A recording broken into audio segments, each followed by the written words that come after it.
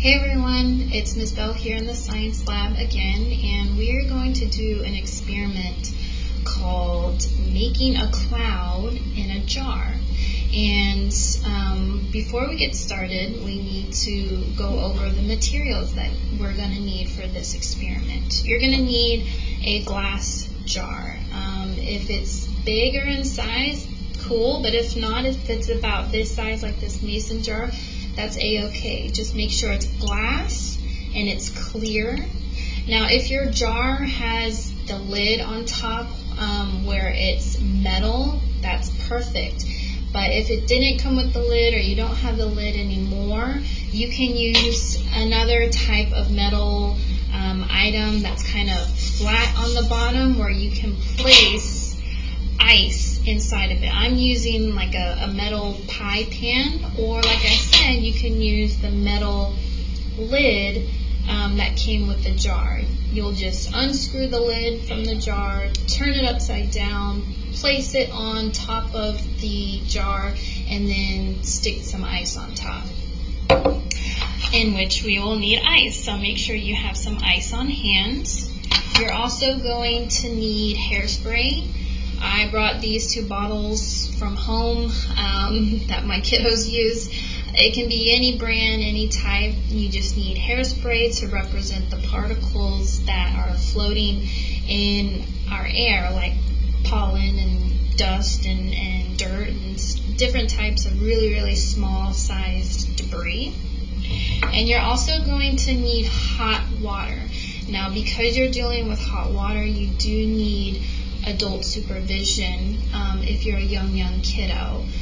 I don't have a stove here in the science lab, so I'm having to use a hot plate to boil some water. So because I'm boiling water in a glass beaker, I have a container to transfer that hot liquid into with the handle, and I also have a funnel in case I need to pour it into the container.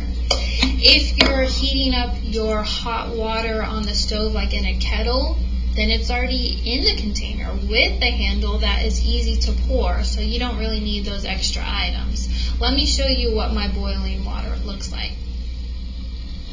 So here I have my water boiling on top of my hot plate, so I'm going to turn that heat off. Then I'm going to get my container over here with my funnel inside if I need it.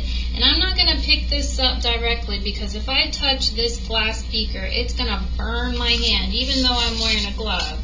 The glove will not protect my hand from touching that hot beaker.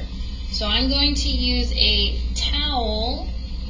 You can also use an oven mitt to grab onto the hot container, and I'm going to pour it inside my other container. Okay. This is just a transfer container, so this is not part of the experiment. For those that are using a kettle, maybe on top of the stove, you might not need this.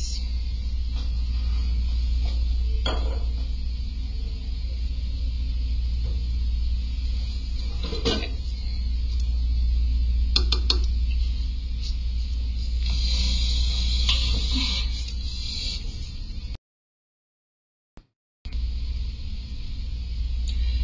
Alright, so I have my glass jar right here. I have my hot water, which you can kind of see the steam already coming off of it, and I'm going to pour my hot water straight into my cup. Sorry, my jar. I'm not going to fill it too high, and as you can see, steam is already creating or happening inside the jar. Now I'm going to get either your lid or that metal pie pan, whatever you're choosing to use, and I'm going to place it right on top. I'm going to make sure it's flat. Okay. I don't want any of my air or that steam that's being created inside the jar to escape. And as we wait, we're going to see a cloud forming inside the jar. Now you ask, how can that happen? How can that be? And what is happening is the hot water down here, that kind of represents the moisture or all of the water vapor that's around us in the air. There are water molecules, water vapor all around us. It's just so small in size that we can't see it with our bare eyes. Now the steam, you can kind of see that's forming. The steam, that's the water is heated, so it evaporates, right? It's rising, and all of the steam represents the water that's being heated up by the sun. Now I know we use a hot plate, or you use the microwave or the stove to heat up the water, but in real life it's the sun that heats up the water on our planet. The water in our oceans and our lakes, in our streams and rivers, and all that water gets evaporated and rises up into the sky, up into the atmosphere.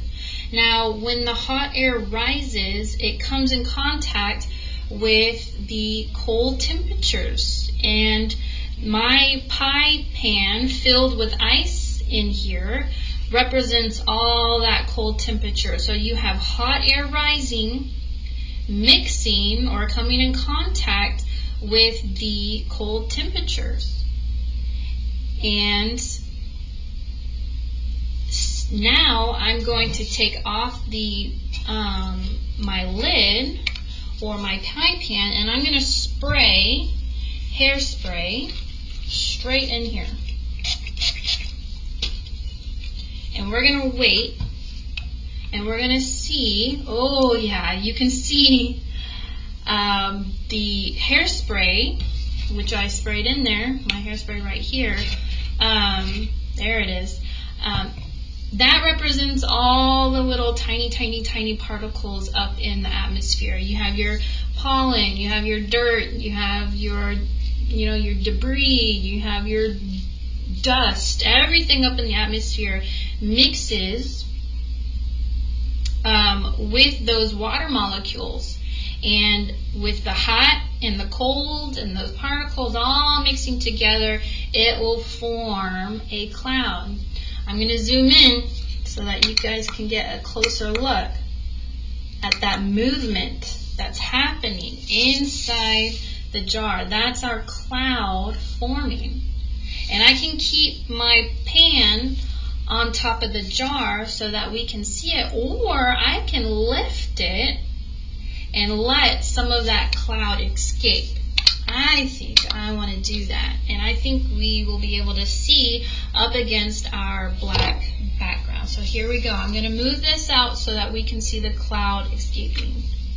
Ah, there it goes. I'm going to put it back, and I'm going to see if it still holds up and if we can still have any more of our cloud escape. Here we go. Let's try. Let's just see. There we go. You can see it coming out. Now, if I want to continue with this experiment, I can do all the same steps. I have my hot water, still hot. It's not as hot, but it's still very hot. I have my pie pan up here filled with cold ice, and now I'm going to spray my hairspray inside, and again we can see that cloud formation inside the jar. So just remember, as water on the ground, like on our planet, as it starts to heat up from the sun, it begins to evaporate. And with the water cycle, evaporation just means that those water vapors are rising. So the heated water vapor rises up into the sky, into the atmosphere, and then that moisture connects with the particles up in the sky, like the dust and the pollen and the dirt. And then as the heat and the cold and all those particles mix and combine, they form clouds. Isn't that cool? And that is a very small model of a cloud. Now just think if you're up in the sky and you're flying in a plane all by those clouds, you're going to be able to see how those clouds are formed.